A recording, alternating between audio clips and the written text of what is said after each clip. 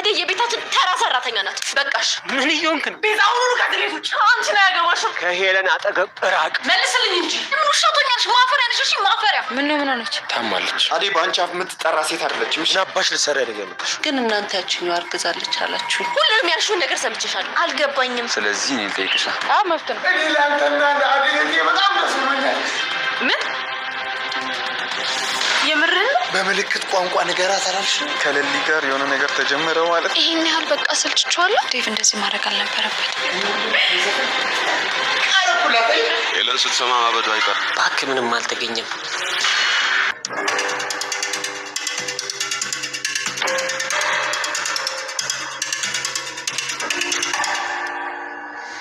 መልስልኝ እንጂ። አይታለ አደይን እኔ ነኝ ያፈቀርኩት። እንደውም ፍቅር ተሳስተች። አደይ እኔን ከወንድምነት በዘለለ አስባኝ አታውቅም። አልገባኝም። አደይን እዚህ ቤት ካየኋት ጀምሮ ነበር ያፈቀርኳት። የምርህን ነው ዴቭ? አዎ። አሁን ላይ አደይ የፍቅር ጥያቄን ተቀብላኛለች። የሚገርም ነው በጣም እንጂ ማይ። እንዴት ካልጠፋ ሴት አደይን ያፈቅራል? ፍቅር እስካሁን ስለ አደይ ብዙ ነገር ስትናገሪ ዝም ብዬሻለሁ። ከዚህ በኋላ ግን ዝም የማለት ግዴታ የለብኝም። እሺ? ከዚህ በኋላ አንድ ክፉ ቃል ስትናገሪ እንዳልሰማሽ። አዎ አደይ ከማናችን ብትበልጥ እንጂ ከማንም አታንስም። እሺ?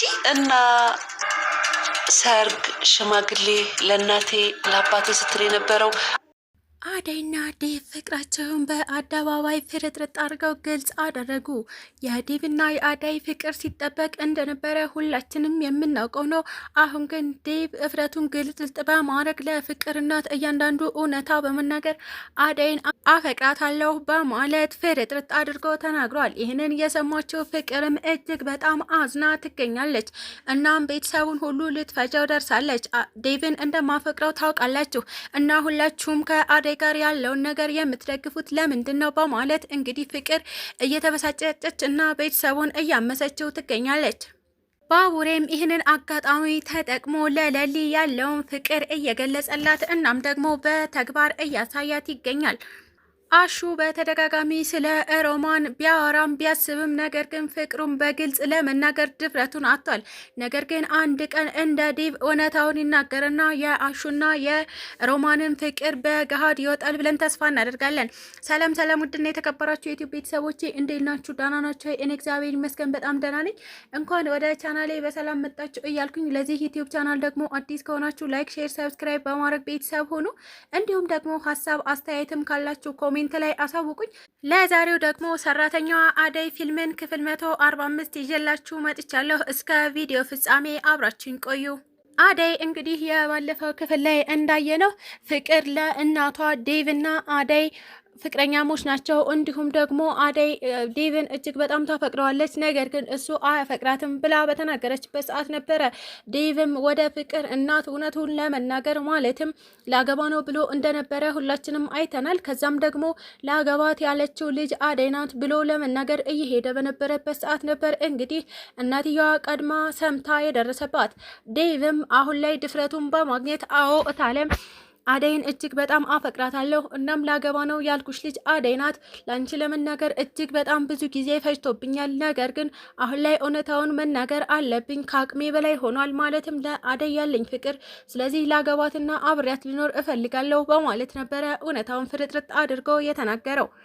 ይህንን የሰማቸው ፍቅርም በአደይና በዴቭ ፍቅር ደስተኛ ስላልሆነች እናቷን በሷ ተመሳሳይ ትቆጣና ፍቅራቸው ይቋረጣል ብላ አስባ ነበረ። ነገር ግን እነይትየዋ እጅግ በጣም ደስተኛ ሆና አደይን ማግኘት መታደል ነው፣ እንዴት ታድልሃል የኔ ልጅ፣ እጅግ በጣም ደስ ብሎኛል። ላንተ ለምን እስካሁን አልነገርከኝም? አሁንም ግን አልረፈደም። እኔ እጅግ በጣም ደስተኛ ነኝ፣ እንኳን ደስ ያላችሁ ብላ በማቀፍ የምትገኘው ፍቅርም እንዴት እማዬ ይህን ነገር ትደግፊዋለሽ? አደይ ማለት እኮ ሰራተኛችን ናት። ዴቭ እንዴት ሰራተኛ ሲያገባ ዝም ትይዋለሽ? ብትላትም ለፍቅር እጅግ በጣም እጥር ምጥን ያለች ቆንጅዬ ጥፊ በመስጠት ነበረ ለሰራተኛ ያለሽን ክብር ከዚህ በኋላ አስተካኪ፣ ፍቅር ደጋግሜ ነግሬሻለሁ፣ ከዚህ በኋላ ግን ልደግምልሽ አልፈልግም በማለት አጫጭላ የጣለቻት። ፍቅርም እጅግ በጣም በመናደድ ክፍሏን ቆልፋ አሁንም እያለቀሰች ትገኛለች። ለሊም እንግዲህ በተደጋጋሚ ራሷን እየሳተች እንደምትወድቅ አይተናል። እናም ይህንን በማየት አደይ ካጠገብሽ አልለይም ለልዬ እንከባከብሻለሁ በማለት ነበረ እንግዲህ አደይ ከለሊ አጠገብ ለመቆም የወሰነችው። እናም ባቡሬም አደይ አለች በማለት ነበረ የለሊን ጭንቀት ላለማባባስ ሲል ከቤት ወጣ ብሎ ብቻውን ራሱን እያጨናነቀ እናም ደግሞ ለሊ ምን ሆና ነው በዚህ ልክ እንደዚህ ድብርት ውስጥ የገባችው እያለ ነበረ እሱም በመጨናነቅ ላይ የሚገኘው። ለሊም አደይ አትጨነቂ፣ አሁን እኮ እጅግ በጣም ደህና ነኝ ጓደኛዬ፣ ይልቁንስ ያንቺ ጉዳይ በጣም አስጨንቆኛል። ዴቭ እውነቱን ሲናገር እትዬ አንቺን ባይቀበሉሽ ስትል ነበረ ከአደይ ጋር ውይይት የጀመረችው። አደይም ለልዬ ያንቺ በሽታ ቢያሳስበኝም ነገር ግን የራሴም ጉዳይ እጅግ በጣም አስጨንቆኛል። የዴቭ እናት እንዲሁም የዴቭ ቤተሰቦች እኔን ባይቀበሉኝስ ብዬ አስባለሁ። ነገር ግን አማራጭ የለንም። አሁን ላይ እውነቱን መናገር አለብን። ዴቭም ይህን ነገር ያደርገዋል ብዬ አስባለሁ ስትል ነበረ አደይ ለለሊ ሁሉንም ነገር ያሳወቀቻት። እናም ለሊም የአደይ ጉዳይ አደይም የለሊ ጉዳይ እያስጨነቃቸው እናም ሁለቱም እየተሳሰቡ ይገኛሉ። ዴቭን በስከ መጨረሻ የፍቅርን እናት ደስታ ሊያበስራት ነበረ ወደ አደይ የሄደው። እናም ወደ አደይ ሊሄድ ባሰበበት ሰዓት ቆንጅዬ እጅግ በጣም በዛ ያለ አበቦችን ገዝቶ ነበረ እየሄደ የነበረው። እናም ባቡሬን በአጋጣሚ አግኝቶት ባቡሬ አደይን ጥራልኝ በማለት ነበረ ባቡሬን ወደ ቤት የላከው። ነገር ግን ስልክ ደውሎ አደይ አልተሳካም፣ እታለም አልተቀበለችም። እናም በኔና ባንቺ የፍቅር ግንኙነት ደስተኛ አይደለችም፣ አደይ በጣም አዝናለሁ ብሏት የነበረው። አደይም ይህን በሰማች ሰዓት እጅግ በጣም ደንግጣም ተናዳም ነበረ። ለልዬ ዴቭ እኮ ቤተሰቦቹ አልቀበላሉት እና ምን ይሻለኛል ስትል ነበረ እንግዲህ ራሷን በማጨናነቅ ለለሊ የነገረቻት። ለሊም ዴቭ እንዲህ ማድረግ አልነበረበትም። አደይ ተረጋጊ፣ አሁን ላይ ዴቭን እኔ አናግረዋለሁ። በፍጹም እነሱ አልቀበል ቢሉም አንቺና ዴቭ መለያየት የለባችሁም። እናም እናንተ በፍቅር ትቀጥላላችሁ፣ ቤተሰቡንም ቀስ ብለን እናሳምነዋለን ስትል ነበረ እንግዲህ የጓደኝነት ጥጓን ያሳየቻት። እናም አደይ እጅግ በጣም በተጨነቀችበት ሰዓት ባቡሬም ከዴቭ አንድ አበባ ተቀብሎ የኔዋ እንዳትቀና ይህንን ለሷ መስጠት አለብኝ በማለት ነበረ ዴቭን አንድ አበባ የተቀበለው። ዴቭም እንዴ ባቡሬ የኔዋ ማለት ስለዚህ አንተና ለሊ ማለት የተጀመረ ነገር አለ ማለት ነው በማለት እንግዲህ ተገርሞ አንድ አበባ ሰጥቶት ይዞ ገባ።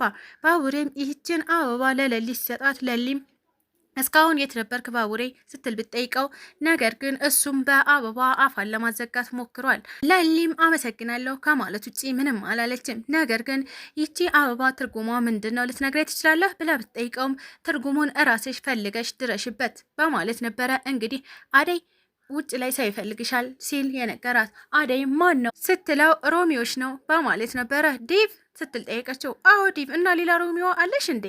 አይ በማለት ነበረ አደይ ተንደርድራ ወደ ዴቭ የሄደችው።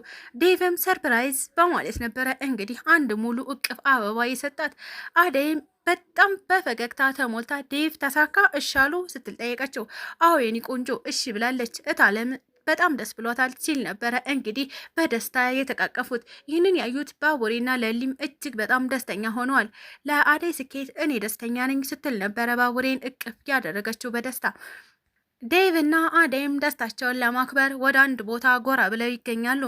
እናም አሁን ላይ ለቤተሰቦችሽ ማለትም ለእናትሽ ገጠር ሂጂ መናገር አለብኝ፣ ስለዚህ ልሄድ አስቤያለሁ አደይ ምን ትያለሽ ሲል ቢጠይቃትም አደይ ግን አይ ዴቭ ብቻህን ልልክህ አልፈልግም፣ ምክንያቱም አባቴን ታውቀዋለህ፣ እናም አባቴ መጥፎ ሰው ነው፣ ስለዚህ አንተን ለብቻ ልኬ እኔ እዚህ መጨነቅ አልፈልግም ስትል ነበረ እንግዲህ ለማከላከል የሞከረችው።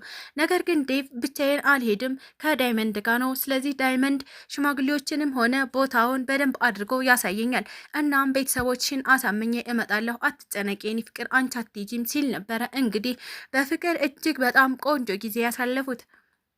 አሹ በተደጋጋሚ ስለ ሮማን ማሰብ ቢጀምርም ነገር ግን አሁን ላይ በድፍረት ፍቅሩን መናገር አልቻለም። እናም ሩታም አሹ ንገራት እያለች ብታደፋፍረውም ነገር ግን እሱ አልተሳካለትም። እናም ሩታዬ ከዚህ በፊት እኮ በቃላት ካልሆነ በተግባር ፍቅርህን ትገልጽላታለህ ብለሽ ነበረ። እናም ይህ ተግባር እንዴት ነው እንድታሳይኝ እፈልጋለሁ በማለት ነበረ ሩታን የጠየቃት።